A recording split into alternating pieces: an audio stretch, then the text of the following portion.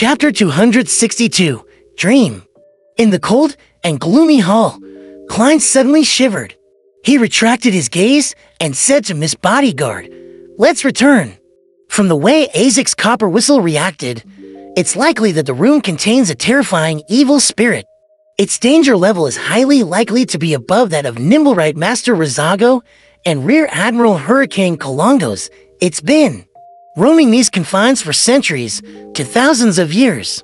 Perhaps it's already equivalent to a high-sequence beyonder. If it wasn't for its experiencing difficulties in letting its powers escape the room, I would already be dead, even if Miss Bodyguard is a powerful Sequence 5. There's no hope of us turning the tides of battle. With our powers combined, one needs to be aware of one's strength. I cannot be enticed by the suspected beyonder characteristics and mystical items left in their greed often leads to death. Klein silently came up with a reason to convince himself. Miss Bodyguard turned her head to look at him. Without much emotion in her eyes, she asked, "What happens next?" Next, Klein silently gritted his teeth and said with deliberation, "Let Millet Carter get the police. Who knows when this evil spirit will escape? It's best to finish it as soon as possible." No, that won't work. Mr. Carter doesn't know enough.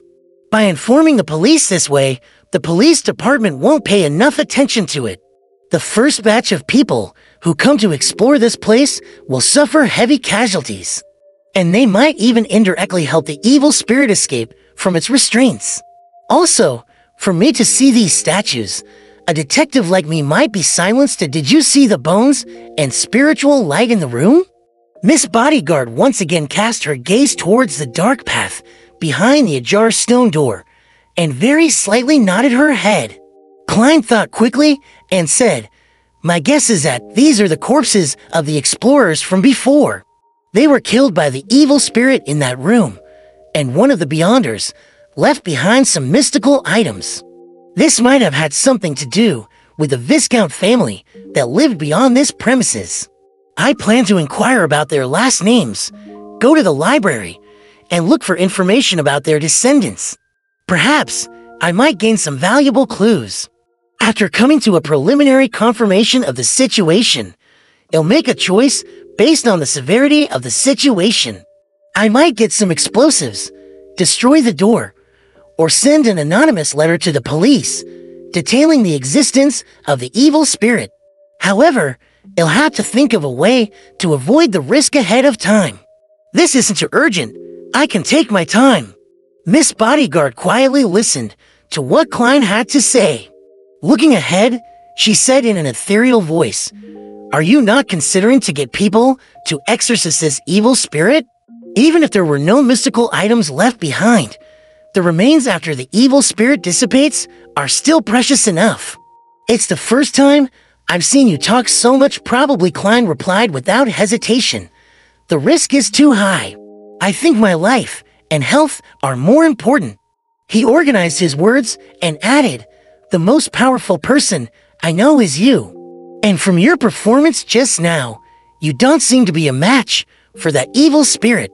I can't imagine any other way of finishing it other than calling the police." Miss Bodyguard turned around, her pale face somewhat translucent. "You still have some sense," she commented calmly, then drifted toward the exit of the ancient hall. "Other than being suspected to be under the true creator's influence, in what way do I look like a madman?" Klein silently lampooned. He held the lantern and cane and followed behind Miss Bodyguard. Throughout the entire process, he felt as if he was being watched by the cold eyes of the dark corridor. It was only when they walked out of the stone door that suffused an ancient aura did the feeling suddenly disappear. Klein turned around and closed the door, sealing the inverted candlesticks, scuffed marks, and the creepy statues of the 6 deities, allowing them to continue their 1,000-year-long slumber in that unchanging darkness and silence. Patting the dust off his clothes, he switched the lantern in his other hand and hurried back to Millet Carter's basement. As for Miss Bodyguard, she had disappeared into thin air as usual. Millet Carter was pacing about in the basement When he saw Klein exit, he hurriedly asked, "How is it? What's the situation inside?" Klein had long thought of an excuse, as he said with an expression of fear, "Terrible. There are a lot of snakes in there, and many spots have collapsed. I plan to gather some information, gather some manpower, and once preparations are done, do another round of exploration. During this period of time, it's best that you don't send anyone in. Believe me, there are more venomous snakes in there than you can imagine." Millet drew a gasp and asked in fear, "Will they slither out? Do you know any experts that can deal with the snakes?" Klein immediately nodded. "I'll get people to help and try my best to deal with this matter.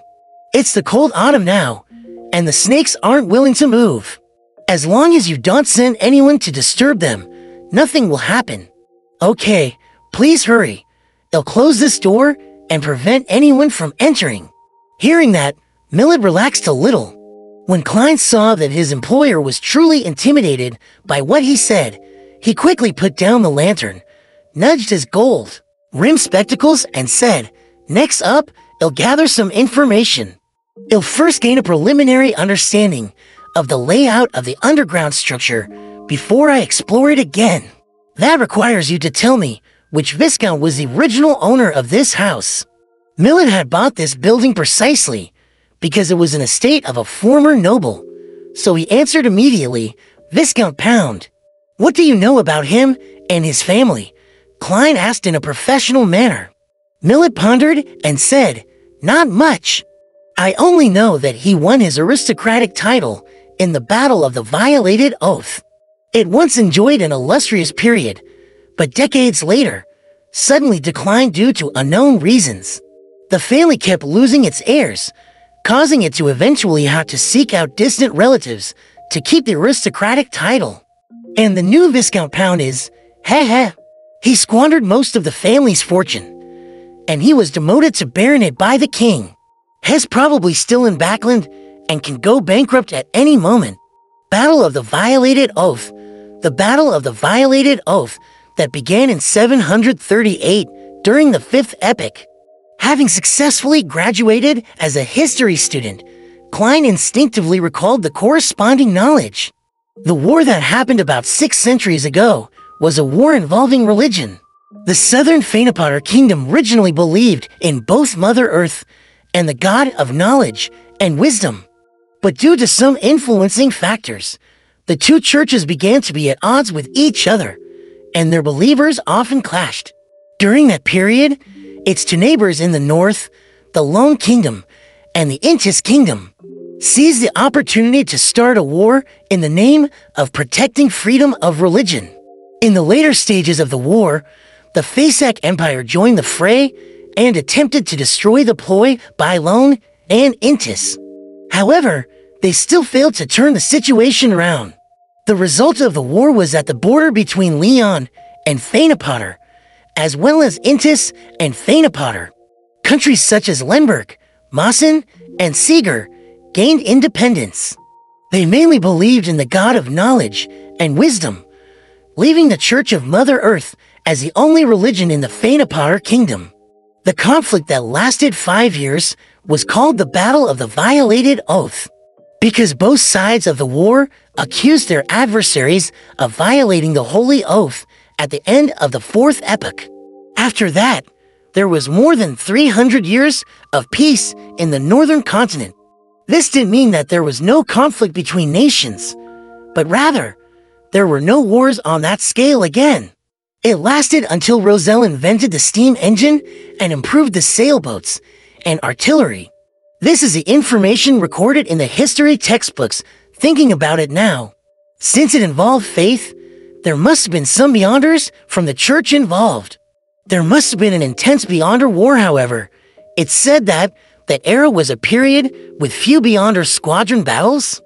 Could the Pound family's sudden waning and continuous loss of heirs, which happened decades ago, have something to do with the discovery of the ancient structure underground? Klein thoughtfully asked, "Do you know where Baronet Pound currently lives?" "I'm sorry, I don't know." Millet shook his head slightly. Klein asked a few more questions, but seeing that he couldn't get any more information, he bade farewell and returned to 15 Minsk Street.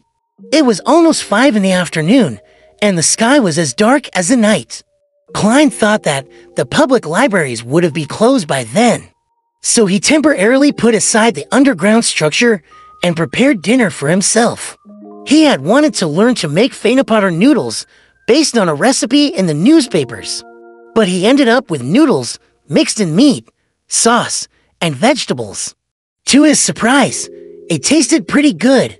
After having had his fill, Klein tossed a coin casually, divining if he should inform the police. He received a negative answer. The Backland evening was as serene as other cities, at least in Sherwood Borough. Klein was sleeping soundly, wandering through different dreams in an adrift manner, when he suddenly realized, with a jolt, that he was dreaming. Someone is invading my dreams. Klein resisted the urge to frown and pretended to look around in confusion. He found himself in a scorching yellow desert. A roar suddenly came from the sky, and a huge monster dyed in black and gold flew over. The creature had a thick, lizard-like body and a pair of wide wings covered in a hide on its back. It descended and blotted out the sun in the sky. A dragon, a powerful dragon. Klein saw scales the size of a plate, a gaping mouth that emitted pure light, and to dark golden vertical pupils. Roar! Vedragon spat out a beam of light that seemed to envelop everything. Soon, large swaths of the desert was obliterated. Amid the light, a figure jumped into the air. He was 3 or 4 meters tall, but he didn't have the unique vertical eye of the giants. He had a handsome, young face, and he wore black full-body armor, which seemed to be spattered with blood. This giant knight swung his broadsword upwards, and countless bluish-white flames, which appeared a little purple, condensed into long spears. They shot at the dragon. It was as if he had an entire army of illusory beyonders helping him in battle. In the midst of the meteor shower, the giant knight leaped onto the head of the dragon, and he swung his sword down. The afterimages he had created earlier instantly overlapped, and the sword rays turned into intersecting lightning. Pow! The ground shook wildly, and the dragon fell, splattering its dark gold blood. At that moment, the scene changed to a huge bloody door. It was the same bloody door that Klein had seen in the ancient structure that very afternoon. With a creak, the bloody door opened a crack, allowing him to catch a glimpse of a black high-backed chair. A man of normal height sat on the high-backed chair. He had his head lowered, silent and deathly still. As his vision got closer and closer, Klein saw the man's clothes clearly. He seemed to be the knight that had just killed the dragon, and he was still wearing the black armor that was stained with blood. The only difference was that he was no longer 3 or 4 meters tall. At this moment, the man suddenly raised his head. His handsome, young face had terrifying signs of decay. His eyes ice-cold and emotionless. Klein jumped in fright and awoke from his dream. Opening his eyes, he saw the crimson moonlight shining through the curtains.